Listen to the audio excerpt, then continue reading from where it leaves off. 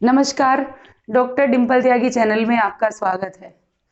आज हम इस वीडियो में बेटा कक्षा 10वीं का जो हमारी क्षितिज बुक है, ठीक है, भाग 2, क्योंकि 10वीं की है ना, इसलिए भाग 2 है। 9th में भी लगी हुई है क्षितिज, तो 9th में भाग 1 है और 10th में भाग 2 है, ठीक है बेटा। तो उसका एक चैप्टर है, चैप्टर का नाम है मानवीय करुणा की दिव्य चमक। समझ में आ गई? और लिखा किसने है बेटा जी? लेखक कौन है इसके? सर्वेश्वर दयाल सक्सेना ने लिखा है। उस चैप्टर को आज हम इसमें सीखेंगे, उसकी समरी मैं आपको बताऊंगी और आप, मुझे आशा है आप अच्छे से समझ पाएंगे, तो थोड़ा ध्यान से आप इसको सुनना। बहुत ही अच्छा चैप्टर है, ठीक है बेटा। इस चैप्टर से कम आपको एक 3 नंबर का क्वेश्चन भी मिलेगा, 2 नंबर का क्वेश्चन भी मिलेगा, ठीक है। 3 का तो, बल्कि 10th में तो 3 का नहीं आना बंद हो गए हैं, अब आते नहीं है, तो 2 नंबर का प्रश्न मिलेगा आपको, और पैराग्राफ भी आपको इसमें मिल सकता है जो 5 नंबर में आता है। तो कुल मिला के हर चैप्टर आप ये मानकर चलिए कि 7 नंबर का पेपर उससे आना ही आना है। समझ गए बेटा? तो 7 नंबर आपके लिए क्या मायने रखते हैं, उसको ध्यान में रखते हुए आप इसको सीखेंगे, ठीक है बेटा। शुरू करते हैं।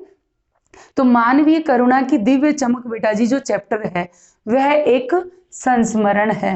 संस्मरण क्या होता है? जो किसी की याद में लिखा जाता है, यानी संस्मरण गद्य की एक विधा है। जब हम गद्य में कुछ भी लिखते हैं, चाहे कहानी, नाटक, रेखा चित्र, ठीक है, उपन्यास, यात्रावृत्त, संस्मरण, तो ये क्या है? गद्य की विधाएं हैं। तो ये कौन सा चैप्टर है आपका? संस्मरण है, क्योंकि यह किसकी याद में लिखा गया है? फादर कामिल बुल्के, एक कैरेक्टर है, उनकी याद में यह लिखा गया है। अब शुरू करते हैं बेटा चैप्टर। शुरू से ही शुरू होता है कि फादर को जहरबाद से नहीं मरना चाहिए था, यानी लेखक ऐसा कह रहे हैं कि फादर की जो मृत्यु होती है वो जहरबाद से होती है। जहरबाद क्या है? एक विषैला फोड़ा। तो वो कहते हैं कि फादर को जहरबाद से नहीं मरना चाहिए था। क्यों नहीं मरना चाहिए था? क्योंकि उनकी रगों में सभी के लिए मिठास भरी थी, सभी के लिए प्रेम भाव भरा था। तो उस ऐसे व्यक्ति के लिए जहर का विधान क्यों? समझ में आ गई? यानी जो सबके लिए प्रेम भाव रखता है, सबके लिए एक समान भाव रखता है, सभी को अच्छे से सही व्यवहार देखता है, व्यवहार बरतता है, तो उसके लिए जहर जैसे, यानी जहरबाद जैसे विषैले फोड़े का विधान ईश्वर ने क्यों किया? तो लेखक क्या मानते हैं कि यह प्रश्न किससे पूछें जाकर, माने लेखक ऐसा मानते हैं कि यह प्रश्न हम किससे पूछें कि फादर बुल्के के लिए इस तरह के रोग का विधान ऊपर वाले ने क्यों लिखा, ठीक है। जबकि प्रभु की आस्था ही जिसका अस्तित्व था। किसकी आस्था? प्रभु की आस्था। कौन कह रहे हैं? लेखक मानते हैं कि फादर में प्रभु की आस्था थी, यानी वो जो उनका अस्तित्व था वह प्रभु की आस्था ही थी। समझ में आ गई बात? कि फादर प्रभु को बहुत ज्यादा मानते थे, ईश्वर को बहुत ज्यादा मानते थे। फिर भी, उसके बाद भी देह की आखिरी देहरीज पर, यानी उम्र के आखिरी पड़ाव पर जाकर ऐसा जो कठोर उनको रोग दिया है, वह क्यों दिया गया? यानी लेखक को यह बात अच्छी नहीं लगी। अब देह की आखिरी देहरीज किसको बोलते हैं? बुढ़ापे को बोलते हैं। जब जवानी में होते हैं, अगर कुछ रोग हो जाएं तो उन्हें झेलने की क्षमता हमारी होती है, लेकिन जब हम बूढ़े हो जाते हैं, बुढ़ापे में होते हैं, तो बूढ़े होकर के हमारा शरीर जो है वो वैसे ही जीर्ण हो जाता है। अब कमजोर होता है, जीर्ण होता है, इसीलिए उसका भी कष्ट होता है, अपना काम भी सही से नहीं कर पाते, ऊपर से क्या है कि बीमारी हो जाए, तो ये क्या हो जाएगा बेटा? ये हो जाएगा कि उम्र की आखिरी देहरीज पर ऐसे रोग का विधान क्यों किया गया, ठीक है। उनका व्यक्तित्व कैसा है, हम व्यक्तित्व के बारे में बात करेंगे। क्वेश्चन भी आ जाता है कई बार कि व्यक्तित्व के बारे में बताइए, कि एक लंबी जो है पादरी के सफेद चोगे से ढकी उनकी आकृति नजर आती है लेखक को। देखने में वो कैसे हैं? कि एक लंबे हैं, पादरी के सफेद चोगे से ढके हुए हैं। पादरी जानते हो, जो चर्च में रहते हैं उनको बोलते हैं पादरी। तो वो कैसा ड्रेस पहनते हैं? ऊपर से नीचे तक का एक चोगा होता है उनका, ठीक है। तो कैसा है? सफेद रंग का है, यानी पादरी के सफेद चोगे से ढकी है, गोरा रंग है उनका, सफेद झाई मारती भूरी दाढ़ी है उनके चेहरे के ऊपर, ठीक है बेटा।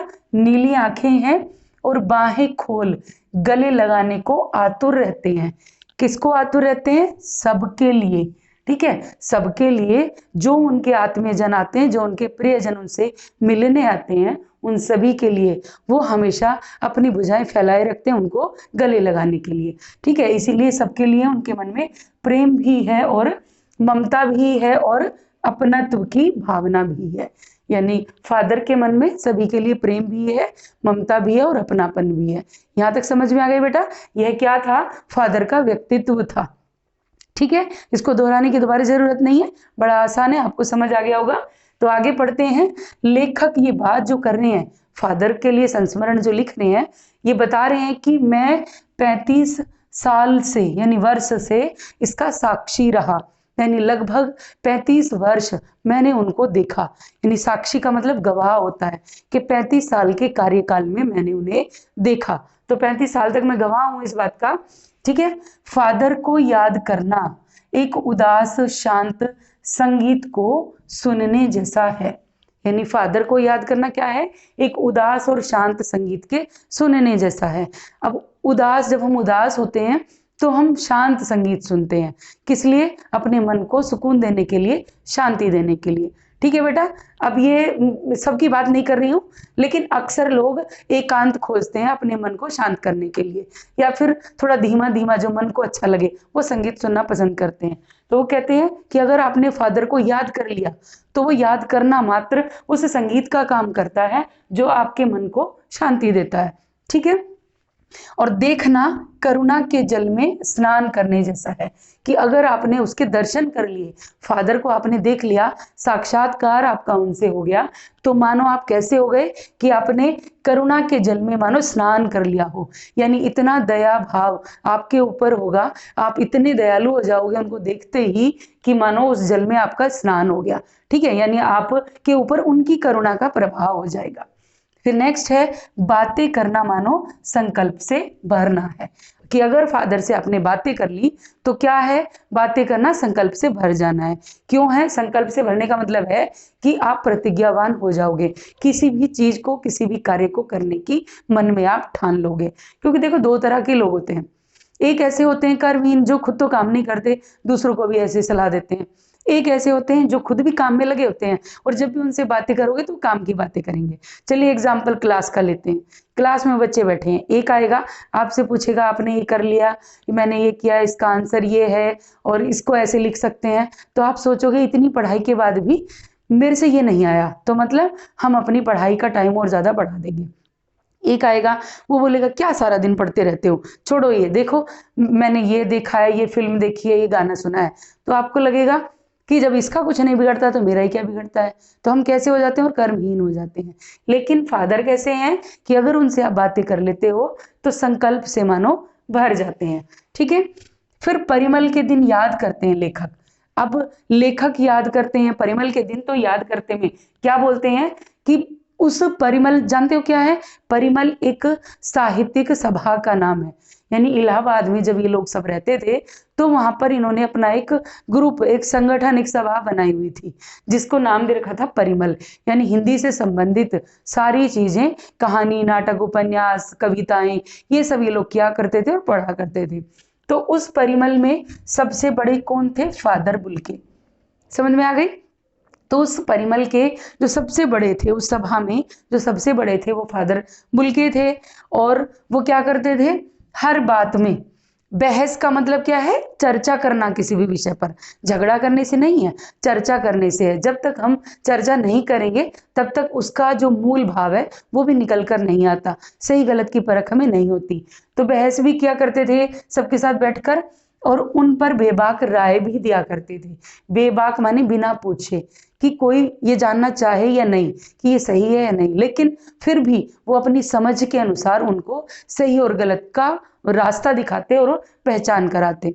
ठीक है, हंसी मजाक में भी वो शामिल रहते थे। समझ में आ रहा है बेटा? ऐसा नहीं है सिर्फ पढ़ने लिखने की ही बातें होती थी वहां पर, बल्कि फादर का जो स्वभाव है वो कैसा है? मिलनसार है। इसीलिए हंसी मजाक में भी वो उनके साथ शामिल रहते।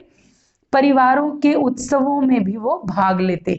यानी इस सभा में या उनके मिलने वाले जितने भी जन थे, उनके घर में अगर कोई समारोह उत्सव होता तो उसमें भी वो शामिल होते। और खाली शामिल ही नहीं होते बल्कि बड़े भाई की तरह भूमिका निभाते और पुरोहित की तरह सबको आशीषों से भर देते थे। यानी जैसे पुरोहित आशीर्वाद देते हैं ऐसे ही आशीष वो भी दिया करते थे, बड़े भाई की तरह सबके साथ वो खड़े रहते थे।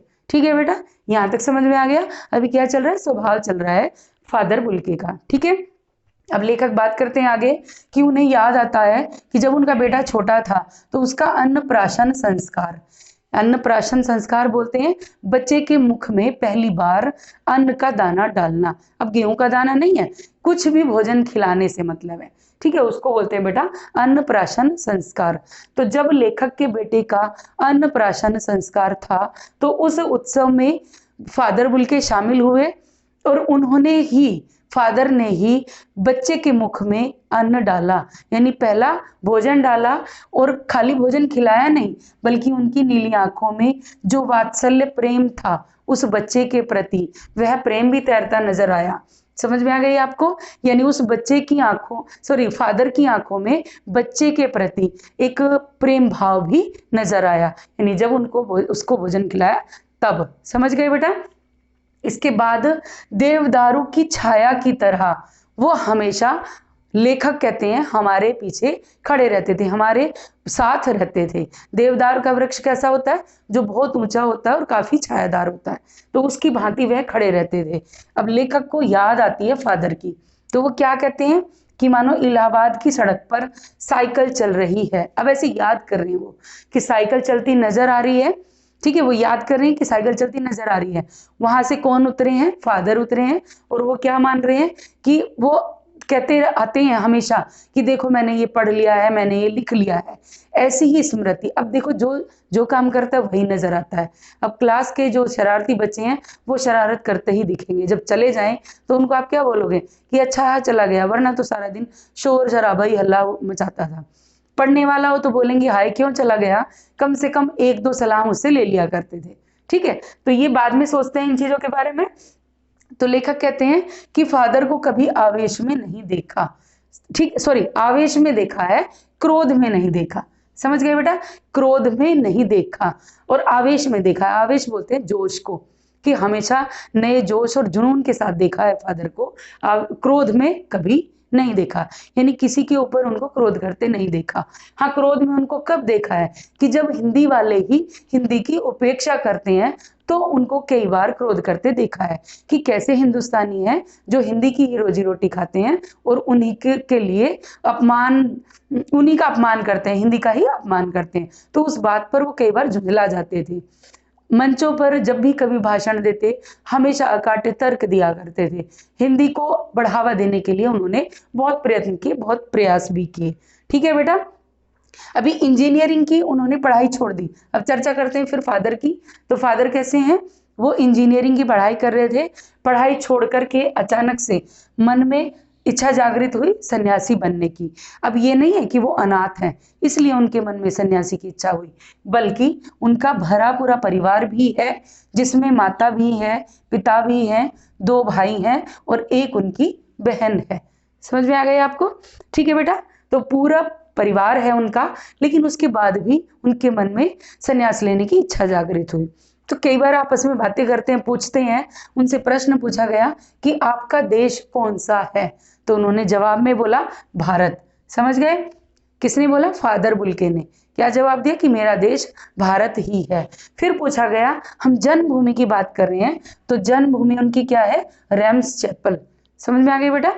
जन्मभूमि है उनकी रेम्स चैपल। तो वो बताते हैं कि मेरी जन्मभूमि बहुत सुंदर है, रेम्स चैपल। ठीक है, और उसके बाद माँ की बात याद आ जाती है, तो उनकी माँ का कथन था, वो अपने बारे में चर्चा कर रहे हैं कि मेरी माँ का कहना था कि बच्चा तो हाथ से गया। ठीक है, तो यह बात उन्होंने मेरे लिए बचपन में ही बोल दी थी। किसकी चर्चा है? फादर बुल्के की चर्चा है। ठीक है, फिर उन्होंने चूंकि सन्यास लेना मन में ठान लिया, तो सन्यासियों से शर्त रखी जाती है, एक आखिरी इच्छा पूछी जाती है और वो इच्छा उनकी पूरी भी की जाती है। ठीक है बेटा, जब संन्यास लेते हैं तब उस समय की बात है। शर्त रखी गई, शर्त में उन्होंने भारत आने का मन बनाया, उनको दीक्षा दे दी गई, यानी संन्यास मिल गया। फिर उसके बाद वो 2 साल लगभग जीसेट संघ में पादरियों के साथ रहे। 2 साल, समझ में आ गई। 9-10 साल उन्होंने दार्जिलिंग में पढ़ाई की। उसके बाद जब भारत आ गए, ठीक है, तो कलकत्ता से उन्होंने बीए किया और इलाहाबाद से उन्होंने एमए किया। ये उनकी शिक्षा है, समझ में आ गई बेटा। 2 साल जीसेट संघ में पादरियों के साथ रहे, 9-10 वर्ष दार्जिलिंग में पढ़े, कलकत्ता से उन्होंने बीए किया और इलाहाबाद से उन्होंने एमए किया। जब एमए किया था तब धीरेन्द्र वर्मा जो थे विभागाध्यक्ष हुआ करते थे वहां के। उन्होंने अपना शोध प्रबंध प्रयाग विश्वविद्यालय में 1950 में पूरा किया, जिसका विषय रहा है राम कथा उत्पत्ति और विकास। समझ में आ गई, यानी हिंदी के लिए उनका समर्पण भाव। एक इंजीनियरिंग का छात्र देखो कहाँ आ गया, हिंदुस्तान में आ गया और हिंदुस्तान आके भी हिंदी पढ़ रहा है, ये देख लीजिए। तो ये हिंदी के लिए उनका अमिट मतलब योगदान है। समझ में आई बेटा। उसके बाद उन्होंने हिंदी अंग्रेजी शब्दकोश का भी निर्माण किया। ब्लू बर्ड जो पुस्तक है उसका नील पंछी हिंदी में ही अनुवाद किया। फिर उसके बाद वो बीमार हो गए, पटना आए और 47 वर्ष देश में रहे, यानी भारत में 47 वर्ष रहे और 73 की उनकी आयु रही थी, यानी 73 वर्ष की उनकी आयु रही। समझ में आ गई आपको। तो वो कैसे हो गए, फिर उनका मान लीजिए देहांत होता है, उसकी बात कर रहे हैं। अब कैसे हैं फादर बुल्के, संकल्प से सन्यासी हैं, मन से नहीं है। अब ये क्यों है, ये कई बार प्रश्न हो जाता है कि संकल्प से थे मन से नहीं थे। मन से इसलिए नहीं थे क्योंकि वो जिससे रिश्ता बनाते थे उससे तोड़ते नहीं थे, और संकल्प से इसलिए हैं क्योंकि जो मन में ठान लिया उसको पूरा करते थे। समझ में आ गई बेटा, इसलिए उनके विषय में ये बात बोली गई है। अब लेखक को अपने पुत्र और पत्नी की मृत्यु याद आ जाती है, समझ गए बेटा। तो उस समय क्या हुआ कि फादर बुल्के उनके घर गए और उनको सांत्वना भरे शब्द बोले। ठीक है, तो वो सांत्वना भरे शब्द आज भी लेखक के कानों में मानो गूंजते हैं, जिससे उनको अविरल शांति मिली। ठीक है, अब 18 अगस्त 1982 की सुबह 10 बजे उनको दफना दिया गया, यानी किसकी, फादर की मृत्यु हो गई। कब, 18 अगस्त 1982 सुबह 10 बजे निकलसन कब्रगाह में उनको दफनाया गया, उनका अंतिम संस्कार किया गया। अंतिम संस्कार उनका दोनों विधियों से हुआ, हिंदी से भी और मसीही विधि से भी। समझ में आ गई आपको। ठीक है, तो उनका संस्कार किया गया और उसके बाद जो संस्कार उनका किया है पास्कल तोयना ने, ये भी कई बार प्रश्न ऑप्शनल हो गया है पेपर, इसलिए प्रश्न भी आ सकता है कि किसने किया उनका अंतिम संस्कार। ठीक है, तो पास्कल तोयना ने उनका अंतिम संस्कार किया, श्रद्धांजलि दी गई और फादर को की कब्र मतलब क्या बोलेंगे, फादर को जब कब्र में उतारा गया उनकी देह को, तो उतारते समय अब ताबूत में उनका जो जिस्म पड़ा हुआ था, उनकी उंगलियां आपस में ऐसे फंसी हुई थी, यानी जो हाथ कभी, लेखक याद करते हैं जब उन्होंने उनको देखा कि जो हाथ कभी सभी के लिए बाहें फैलाए गले लगाने को आतुर रहते थे, आज वो हाथ कैसे हैं, एक ताबूत के अंदर। ताबूत जानते हो, जिसमें शव को लिटाया जाता है मृत्यु के बाद, उसको ताबूत बोलते हैं। तो उस पर कैसी पड़ी है, अपनी देह के ऊपर, अपने शरीर के ऊपर मानो सिमटी पड़ी हुई थी। ठीक है, तो जब उस शव को कब्र में नीचे उतारा गया तो श्रद्धांजलि दी गई कि फादर बुल्के धरती में जा रहे हैं, उन्हीं के जैसे हजारों रत्न और पैदा हों। समझ में आ गई। ये हम कब कहते हैं, ये हम कब श्रद्धांजलि देते हैं, जब हम किसी अच्छे व्यक्ति को वापस बुलाना चाहते हैं, क्योंकि अच्छाई जितनी बढ़ेगी उतना सभी के लिए अच्छा है। ठीक है, तो उन्होंने बोला फादर बुल्के धरती में जा रहे हैं, ऐसे ही अनेकों रत्न इस पृथ्वी से वापस उत्पन्न हो। अब भीड़ इकट्ठा थी, इसलिए बोला फादर को कभी नहीं लगा होगा कि उनके मरने पर, उनकी मृत्यु पर कोई उनको रोएगा, लेकिन वहां पर रोने वालों की यानी नम आंखों को गिनना शाही फैलाने जैसा है। अभिप्राय रोने वालों की कमी नहीं थी, यानी बहुत संख्या में वहां पर लोग इकट्ठा थे जो फादर को याद करने वाले थे, फादर के मिलने वाले थे, उनके लिए मतलब आंसुओं की श्रद्धांजलि भी देने वाले थे। अब उसके बाद है शाही फैलाने के जैसा है। ठीक है, अब फादर जो मृत्यु हो गई उनको याद करके वो कहते हैं कि सबसे अधिक छायादार, यानी सब उनकी शरण में रहते थे तो सबसे अधिक छायादार हो गया। सबसे फल फूल गंध से युक्त, यानी सभी के लिए प्रेम भाव भरा हुआ, सभी के लिए हमेशा तैयार रहने वाले, सबके होकर, सबसे ऊंचाई पर, यानी सबके साथ अपनत्व की भावना रख के सबसे ऊंचाई पर मानवीय करुणा की दिव्य चमक में लहलहाता खड़ा था। समझ में आ गया किसके लिए बोला गया है? फादर बुल्के के लिए बोला गया है कि कहाँ पर खड़ा था? मानो मानवीय करुणा की जो अलौकिक चमक है, जो दिव्य चमक है, यानी मानवता, उसी में लहलहा रहे थे। यानी ऐसे वो थे फादर जिनकी स्मृति, लेखक के लिए है, लेखक खुद अपने लिए कहते हैं, जिनकी स्मृति अग्नि की पवित्र ज्योति की तरह है जो हमारे मन में बसी हुई है। उस ऐसी पवित्र ज्योति के लिए मैं श्रद्धानत हूं। अब देखो, अग्नि की ज्योति एक आग है जो आग लग जाती है, एक यज्ञ की पवित्र ज्योति होती है, समझ में आ रही है, जिसको हम जलाते हैं, चारों तरफ बैठते हैं और जब आग प्रज्वलित हो जाती है तो उस अग्नि को हम नमस्कार करते हैं। तो ऐसे ही उनकी स्मृति कैसी है? पवित्र यज्ञ की अग्नि की भांति है। उन्हीं के लिए हम हमेशा, उस ज्योति के लिए, उस किसके लिए? फादर बुल्के जिसको बोला है, उसके लिए हमेशा श्रद्धानत रहेंगे, यानी हमेशा हम उनके लिए नतमस्तक रहेंगे। ठीक है बेटा, तो यह था मानवीय करुणा की दिव्य चमक पाठ का सारांश। मुझे आशा है आपको अच्छा समझ आया होगा। ठीक है बेटा, अगर चैनल को सब्सक्राइब नहीं किया है तो वो जरूर करें। धन्यवाद।